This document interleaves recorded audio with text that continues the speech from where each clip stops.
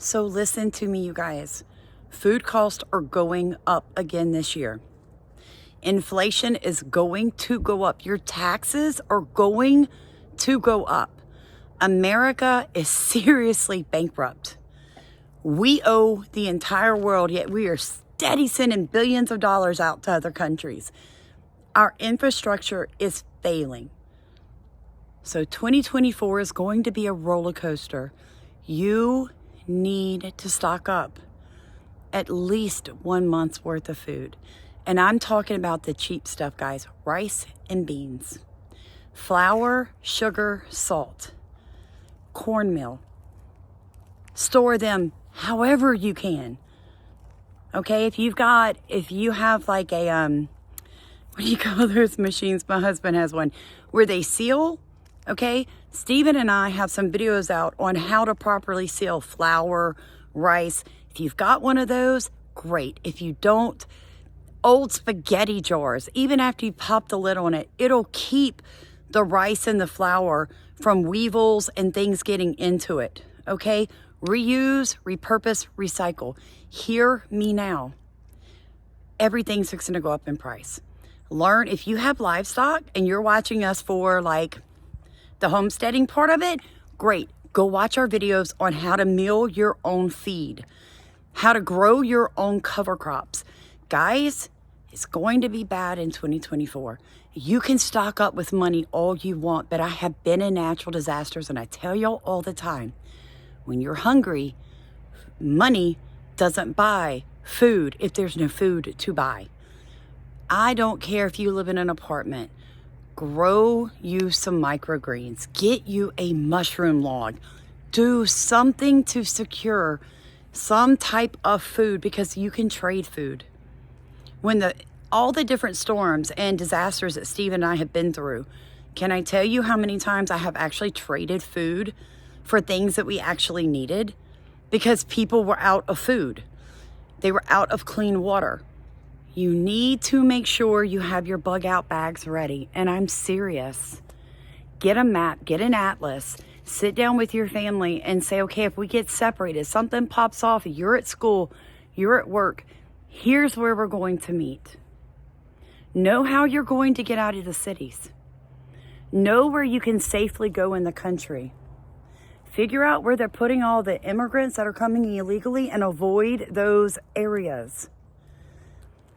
We have non-citizens in our military. We have non-citizens as police officers. And now we have non-citizens owning guns. I don't care what you call that, but that is a silent invasion. So enjoy the rest of this video. If you've not done so, please like, comment, and subscribe. Welcome to Starkeep Farmstead. Good evening, everyone. Welcome back to Starkeep Farmstead. So I've been wanting to do this video for a little bit for you guys. I wanted to tell you what God has done for me. 6 years ago, I made some really poor choices and lost the right to see my youngest child.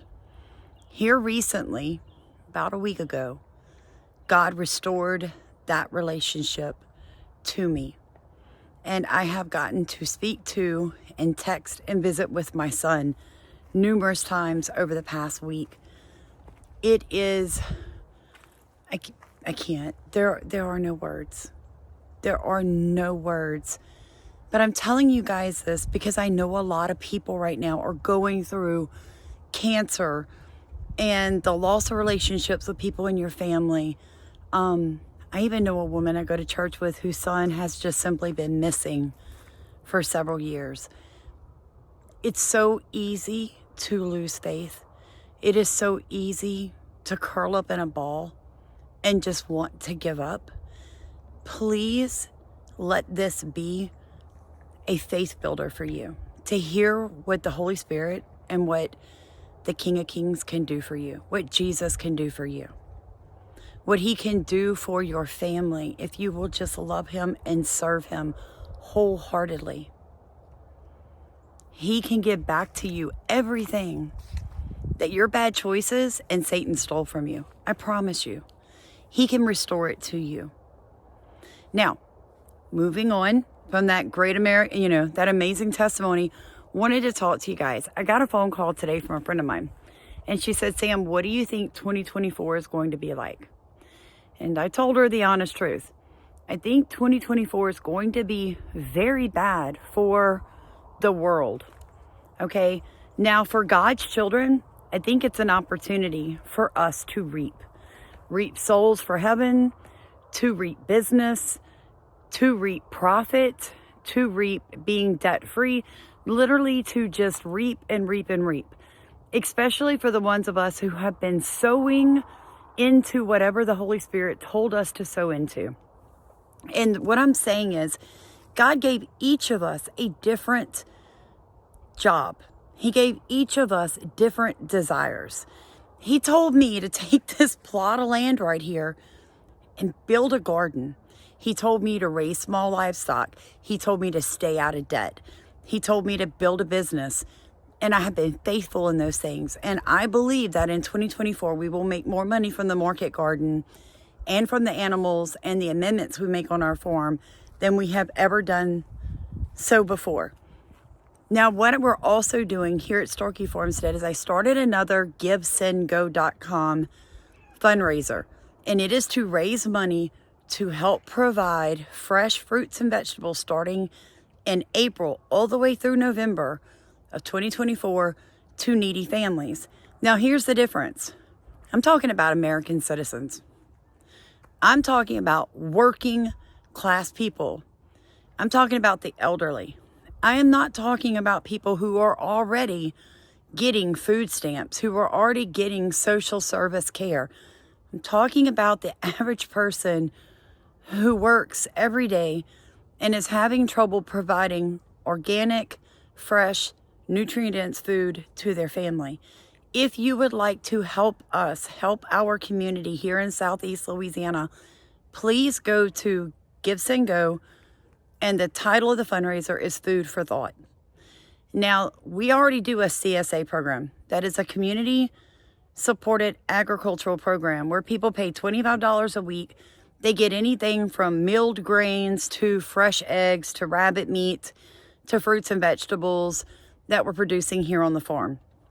What I'm doing is, as people give to the Give Send Go, every time another $25 has been sent, I'm setting aside a full box of food to bring to a family in my community to help them meet ends, to help make ends meet, to help them feel like somebody sees them. We're giving so much as a nation to illegal immigrants. We're giving so much that people who have served our country and our elderly are going without. And it's ridiculous. And our government's not going to stop, and they're not going to help. We don't have to listen to them. We can come together as a group and we can do this. We can step outside the box and say, you know what? I'm not going to give to nonprofits anymore, because let me explain something to you guys. I don't care what the nonprofit is. If you're giving your money to any nonprofits, they're basically using 80% of what you give to run their companies, pay their CEOs. I'm not asking you not to give to your church, because I believe you should tithe your 10%. But I am asking to help us help our community, because there's so many needy people out here, you guys. And I look around at the people that go to work every day. Some moms work in 2 jobs. They can't get food stamps. They don't get child care assistance. And I've heard them in Walmart when their kids are like, Mom, I want this. And they're like, no, we can't get that. And they're buying the cheapest food for their children because that is all they can afford for them. I want to help those people. And I need your help, because it does cost money to run the farm, and I can't take away from what I don't have, basically, you guys. I still have to pay the electric bill and all of that. And so I'm asking if you'd like to do something this year to help, to really help us with the Food for Thought campaign. Now, I'm going to give you guys some advice. We all know something's going on. Start calling your governor. Start calling your congressman. Start calling your senators and your state representatives. Speak to your sheriff. Go to your school board meetings. Listen. Pay attention to what they're doing in your towns. when they bring up illegal immigration and children going to school with your kids, put your foot down. And here is why. Your children have to be vaccinated. Most of these kids are not. We don't know anything about the people coming into this country. And am I trying to be ugly? Come in the country correctly, or simply don't come at all. They are already seeing smallpox outbreaks at the border. You can imagine what other diseases are coming in. Right now in Florida, they have more cases of leprosy than they've had since like the 1800s. People are emailing me and calling me and telling me, Samantha, I'm afraid to even walk in the woods around my home. Or there's a park path that I used to take, but now when I walk down it, all I see are tents. We literally have an invasion going on that our government won't discuss. Nobody seems to want to do anything. And don't just say it's the Democrats, you guys. It's everybody. I tell you guys, Stephen and I fully intend to head to the border in 2024. I will let you guys know a few weeks before we do that. We're going to head to the border. We're going to do some recording. We may even, we've been praying about it, take public transportation across the interior of the United States and record the entire trip, showing you guys what small and large cities are starting to look like. Because I think what's happening is we're getting bits and pieces from New York, bits and pieces from Chicago, bits and pieces from Denver, from Albuquerque, from Houston. But nobody's seeing the big picture because nobody's in all of those places at one time. So I think if we got on a Greyhound or even one of the trains and just traveled across the United States, the interior, and began to record and look and document, I think it will be an eye-opening documentary like we have never seen before. So you guys, really need you guys to watch the commercials when they play on the YouTube, because that's how we actually make any money from it. Because I'm going to start trying to save the little bit of money we're making on YouTube. It's just a couple $100 every month. But I am so thankful for that. I want to start saving that so we can take that trip and we can really see what's going on in our country. It's time that we hold people accountable, but you can't hold anyone accountable if you can't prove that anything is happening. And I have a sickening, deep, horrible feeling in the pit of my stomach that our country is way worse off than what we realize. And I want to document it. And I hope you guys will help us do that. Please like, comment, and subscribe. God bless you guys. We have Children's Church, and I have to run. Much money. Also, starting January 1st, California will become the first state in the nation to offer health insurance to undocumented immigrants. Under the expansion, more than 700,000 people between the ages of 26 and 49 will be eligible for Medi-Cal. They can't stop you from voting. If I vote, will immigration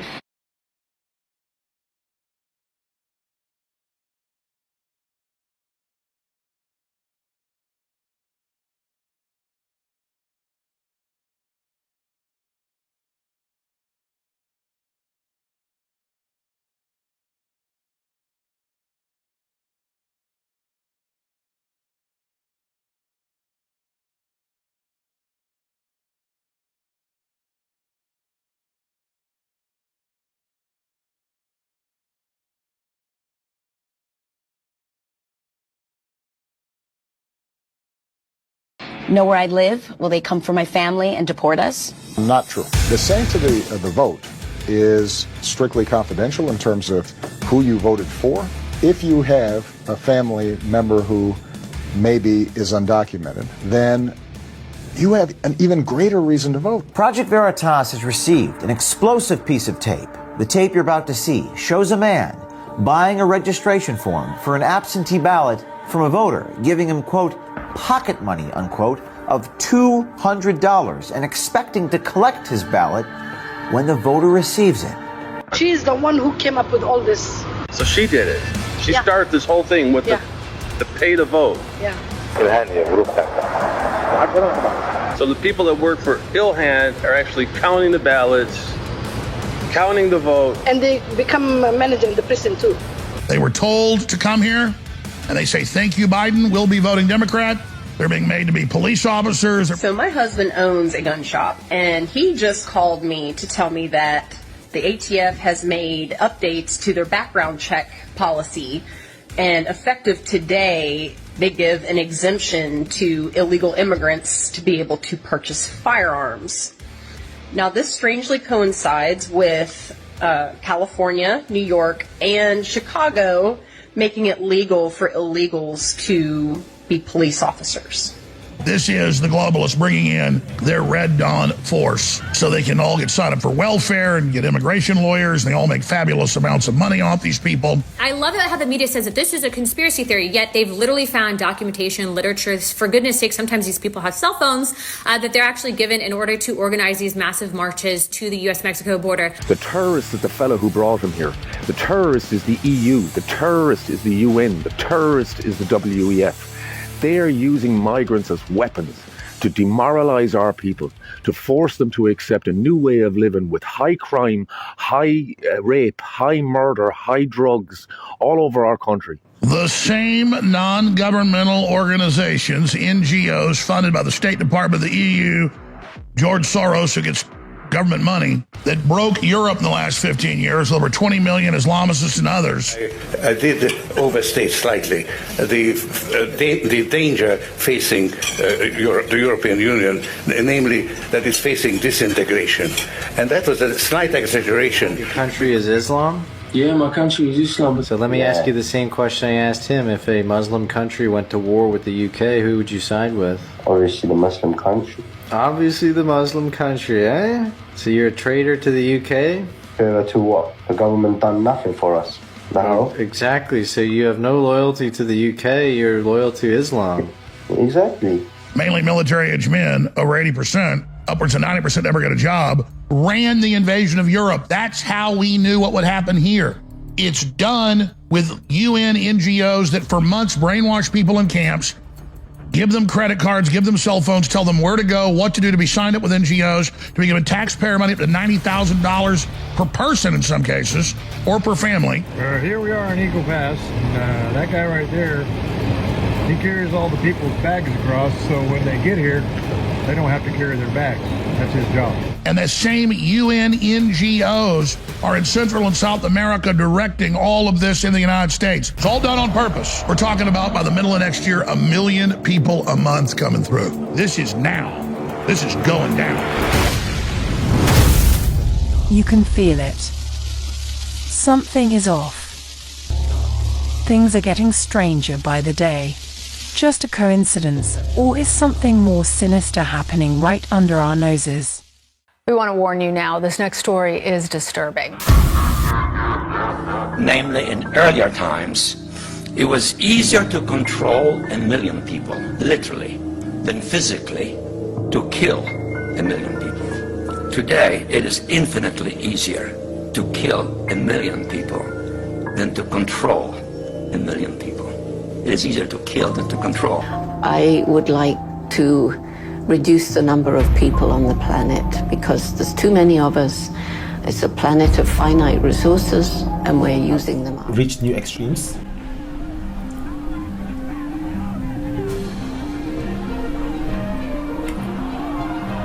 Local students stormed this convention center sheltering over 100 Rohingya refugees. The protesters have demanded that the officials deport the group.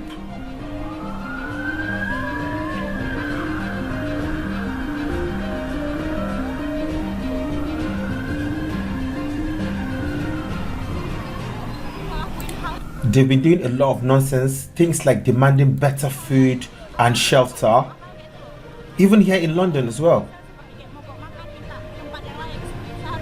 They shouldn't have done that. They're taking a piss. They weren't invited here. They just act like this is their country. And that's inappropriate. Authorities have been moving the refugees to a different shelter.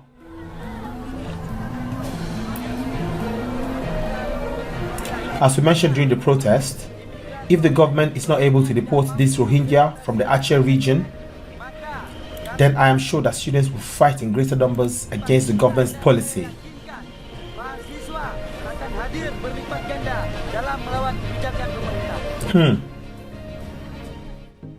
Indonesians are tough, you know.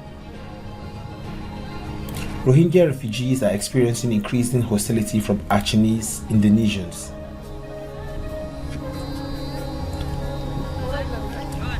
Frustration has been growing over the biggest influx of refugees Indonesia has seen in years.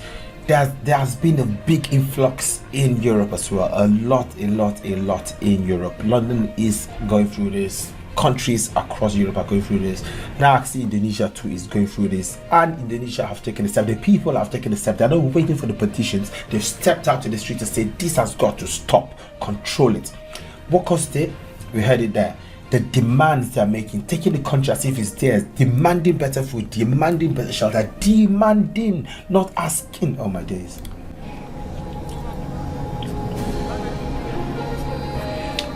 The estimated number of Rohingya refugees arriving in Aceh by boat since mid-November 2023 just 1,500. Your numbers are not even a lot.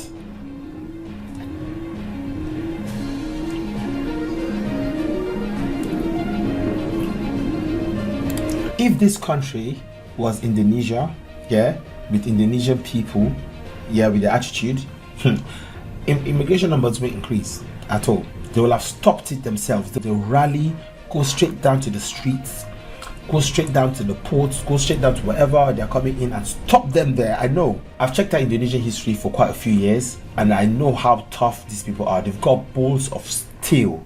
Okay, the government has to do what the people want. If not, they will make the government do it. The Rohingya have fled en masse from ethnic persecution in their home country, Myanmar.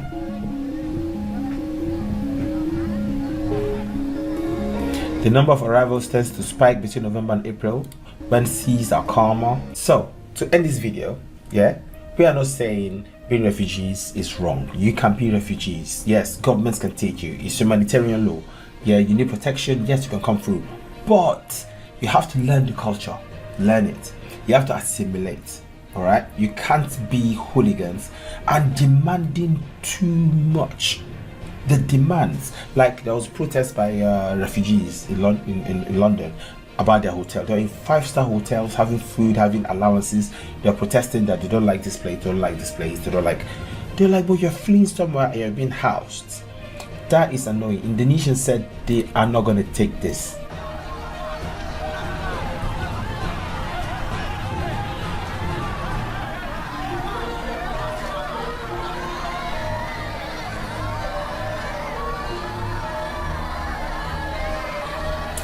I mean, for the Rohingya, I can see a lot of women and children, which makes me believe that yes, they are real refugees. Okay, just watching the video, I think they are real refugees.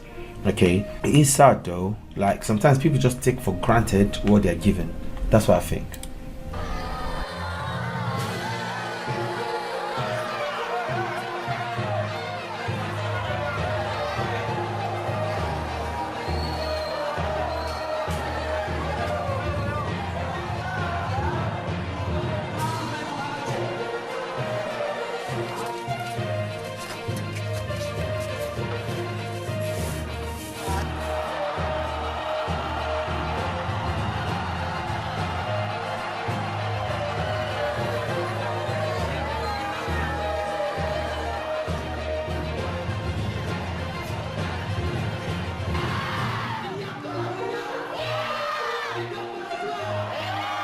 Kami dari mahasiswa mewakili seluruh rakyat masyarakat Aceh meminta kepada anggota DPR untuk segera mengeluarkan statement penolakan Rohingya.